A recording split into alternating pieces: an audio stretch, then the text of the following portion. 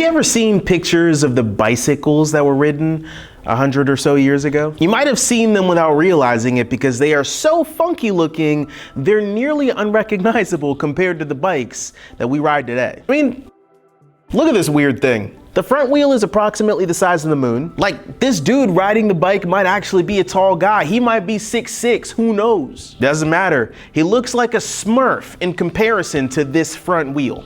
And it'd be one thing if the back wheel was also enormous, right? It'd be like, oh, back then they couldn't make them any smaller. That's cool, I get it. But no, you can look at the back and you can see that they could make a normal sized wheel. They just decided not to. Who thought that this was a good idea?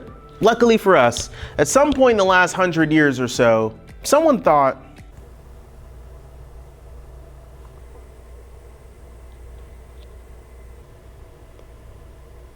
what if we made the wheels the same size? And thank goodness someone finally had that thought. Our current bikes seem significantly easier to ride.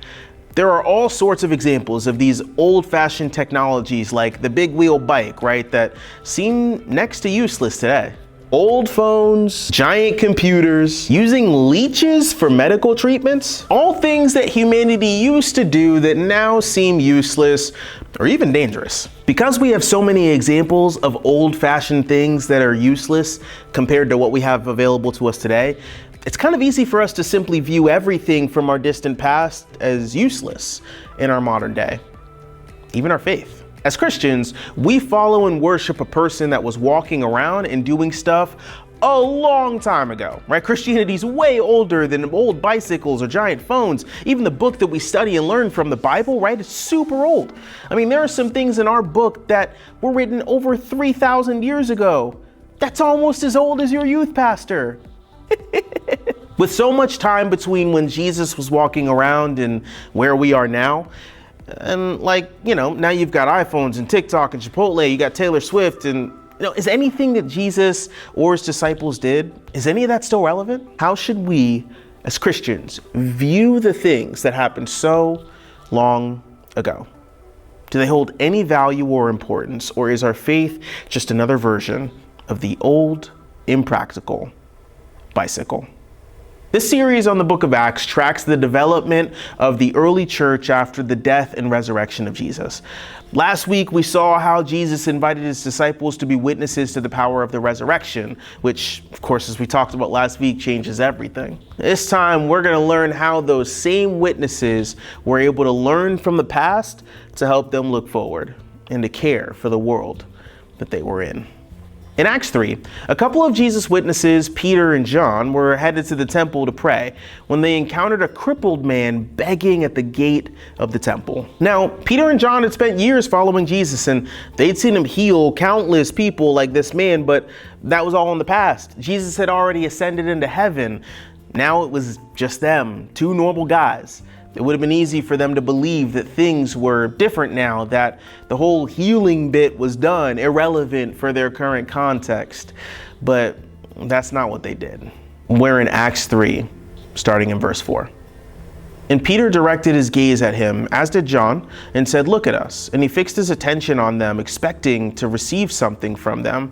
But Peter said, "I have no silver and gold, but what I do have, I give to you. In the name of Jesus Christ of Nazareth, rise up and walk." And he took him by the right hand and raised him up, and immediately his feet and ankles were made strong. Whoa, this is not normal.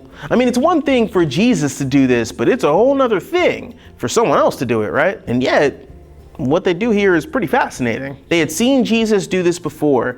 They had seen Jesus stop what he was doing in order to connect with someone who needed him, right? They had seen him pause and care for those who needed him. They had seen Jesus tell someone who was crippled to rise up and walk. And I wonder if they remembered that event in this moment where they saw this crippled man. I bet they did. They responded to the crippled man just like Jesus did in John chapter 5. I mean, even the words Peter says here match up with Jesus' words. Stand up and walk. Now, talk about copying someone else's homework. Like, Peter and John blatantly ripped off what Jesus did, and it worked. The man was healed. Why? because they knew that what happens in the past informs our present. Like, there are some things, especially the things that Jesus did, that are meant to teach us how to walk now.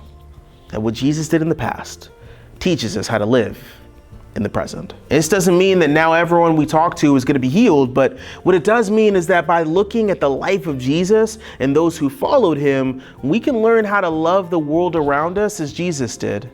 And as witnesses of Jesus, we look back to look forward. And this is one of the reasons that what Jesus and his followers did in the past is still relevant to the lives that we live today. But it's not the only reason. Let's see what happens in the rest of the story. Verse 11. While he clung to Peter and John, all the people, utterly astonished, ran together to them in the portico called Solomon's. And when Peter saw it, he addressed the people. Men of Israel, why do you wonder at this? Or why do you stare at us as though by our own power or piety we have made him walk? The God of Abraham, the God of Isaac, and the God of Jacob, the God of our fathers, glorified his servant Jesus, whom you handed over and denied in the presence of Pilate when he had decided to release him. But you denied the holy and righteous one and asked for a murderer to be granted to you, and you killed the author of life, whom God raised from the dead. To this we are witnesses. In his name, by faith in his name, has made this man strong, whom you see and know. And the faith that is through Jesus has given the man this perfect health in the presence of you all. Peter's so bold here. You talk about telling it like it is, but did you catch the moment when Peter explained why the man was healed? It wasn't because Peter and John were like really great. And it wasn't because the man was righteous enough. Peter says the faith that is given through Jesus has given this man perfect health. In other words, the man's healing was only possible because of Jesus' life and because of Jesus' death and because of Jesus' resurrection. Jesus' work was still actively transforming the world by empowering those that were following him. And that's still the case today. What Jesus did in the past empowers us to live in the present. The work that Jesus did on the cross is still bearing fruit today. It's not only in the past, but it's always breaking out in our present and transforming and healing the world. It was because of Jesus that Peter and John were able to heal the begging man. And when we go out and we bring healing and life to the spaces we walk in, we are empowered to do so by Jesus himself.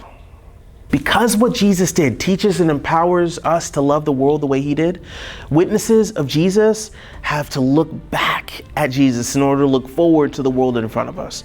We have to study and value what Jesus did the same way that Peter and John did so that we can take part in bringing God's kingdom to our schools, into our homes, into our sports teams, into our chess clubs and D&D groups and wherever we walk. When we love the world around us, Jesus is loving the world through us. And all of that is made possible because of what Christ did when he was walking around. So here's the point. Witnesses look back to look forward.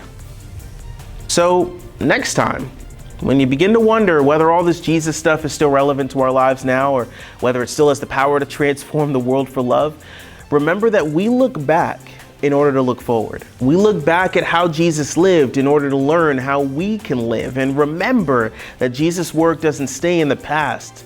It's still breaking out into our world today, transforming and healing. Peter and John knew that, so they were able to care for the person in front of them. And when we know it, we can care for the world the way they did, the way Jesus did. This Jesus stuff is not like a giant wheel old bicycle. No, like it is still the key. Jesus, the gospel, is still the key to us transforming the world. And it is still the key to us bringing God's kingdom down to earth. But it only happens if we're willing to look back in order to look forward.